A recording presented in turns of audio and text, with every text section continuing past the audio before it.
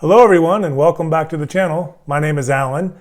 On this channel we discuss tips and tools for how to raise, breed, and sell Labrador Retrievers as quality family pets.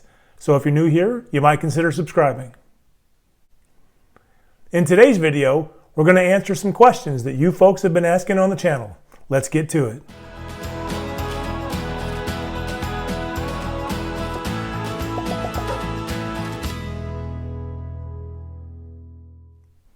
Okay, let's get to some of these questions.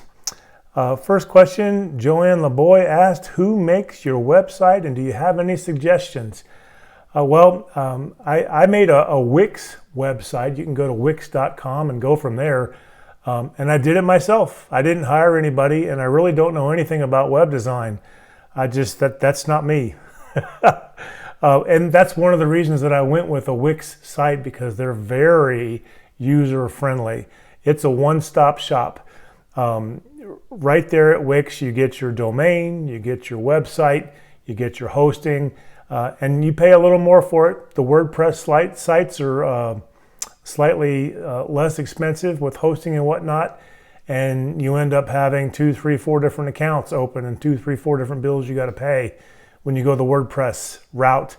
And they tell me that that's a much more powerful platform as well. So if you're going to have a really big e-commerce business and a lot going on, then you might want to go with the WordPress site. I have no time for such things. I'm too busy doing other things like breeding dogs. And so I went with the Wix website. Now, if you wanted to farm that out, Fiverr is a great place to go find a freelance web designer to help you with that. But Wix is where I went and I did it by myself. Great question. Okay, next question. Ms. Safia asks, what are the pros and cons of buying an adult dog? And that's in reference to the buying a dog for breeding video that I did, 5 tips. And I talked about there being pros and cons for buying adult dogs and puppies and whatnot, and that's what she's getting at. So we'll focus on buying adult dogs because that was your question, the pros and cons for buying an adult dog. There's a couple of things that come to mind with that. When you're getting an adult dog, you don't have to wait. With Labradors, and that's what I'll reference, you're looking at about a 2-year wait from puppy to breeding age. For one thing, you can't get the OFA certifications until they're 2 years old. Now, your vet can still look at the x-rays when they're a year, 18 months, and get an idea to whether or not there's going to be an issue. So that's not too big of a deal there. But you still have to wait in the neighborhood of 2 years. The 3rd heat cycle is very normal for Labrador females to start breeding on. And if you buy an adult dog that's already at breeding age, then you don't have to wait. If you get a puppy, then you do have to wait. With the adult dog, you already know what they're going to look like. This is another pro. There's no guessing as to what it's going to look like when it gets older. It's already there. You know what the coat color is going to be. You know how the dog's going to be formed. With Labradors, there's lots of conversation about English versus American, how they're built. Are they stocky? Are they taller and leaner? They're going to have a big stocky head. Some people want the big boxy head. These kinds of things. Big paws, little paws. Lots of different variances that all fall into the category of Labrador, and all the breeds are that way. And if you're buying an adult dog, then you don't have to guess about how your puppy is going to turn out. Now with the puppy, or a con to an adult dog, I guess is the angle where we're going at, you miss out on the bonding that you get when you get a puppy.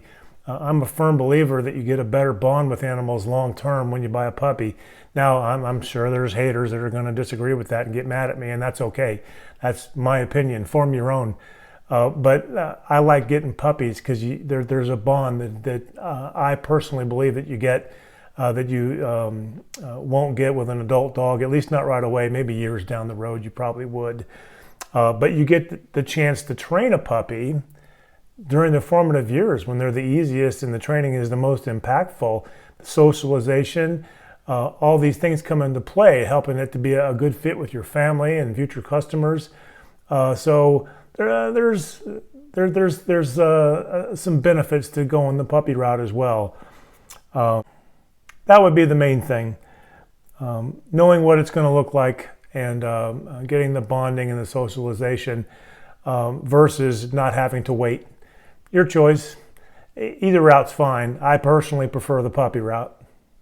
Great question. Hey folks, if you're getting value from this video, do us a favor and hit that like button. It really does help out quite a bit, and thanks in advance for doing that. Okay, Gladys Gonzalez asks, what's the purpose of the black noodle thing around the pool? She's talking about the budget whelping box video, and we use the 59-inch kiddie pool, and we put a piece of 4-inch black drain. We zip tie it to the wall of the pool, and this is how we make a puppy rail. And that's what she's asking what that is. That's a puppy rail. And basically, it creates a space for puppies to live in if the mama dog gets tired and falls asleep and pushes them against the wall of the whelping box, or in this case, the whelping pool.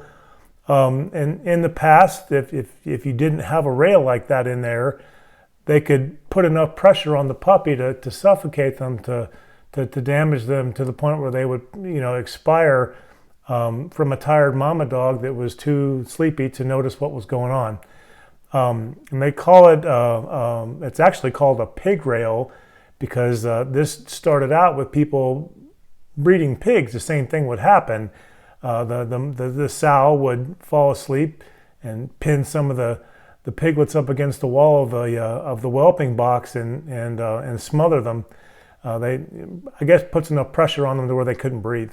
So that's what the rail does, is it gives them a little space to crawl into and get away from mama dog in case they're, getting laid down on, and they got room to live in there until mama wakes up and realizes she's got one of them pinned. So that's what that's about. And we use a piece of 4-inch drain pipe for that. You could use other things that would accomplish the same purpose.